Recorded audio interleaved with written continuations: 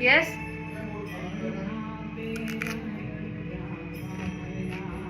जैसे कि आपको पता होगा कि मैं आजकल YouTube के शॉर्ट्स अपलोड कर रही हूँ। मैंने अपने बंदे को 5 से 7 वीडियोस ऐसा भेजा कि लाइक जल्दी जल्दी शूट हो सकता है, कि हम लोग रीमेक कर सकते हैं, पर वो तैयार नहीं हो रहा है। तो अभी जो मैं करने जा रही हूँ ऑनियन प्रैंक, वो उसके ऊपर एक टाइप का पनिशमेंट है। मैंने रो ऑनियन खाई है अभी। Let's see what's his reaction. Okay, कि वो स्मेल से इरिटेट होता है या फिर नॉर्मल रिएक्ट करता है।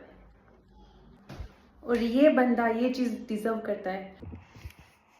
Harshit, I was saying I love you. Riddhi તું હું ખાઈને આવી? તું જાન આ કાંદો ખાઈને આવી ને ઓનિયન આવું કરીશ, ઓનિયન આવું કરીશ. ઓનિયન વાળું ગંધાય. તું પેલા મોઢું ધોઈ You're my partner. પાર્ટનર વાળી એમાં પેલા લિક્વિડ નાખ જે I was saying કે આપણે જે આમ કરીને કરીએ પેલા કોગળા કરતે.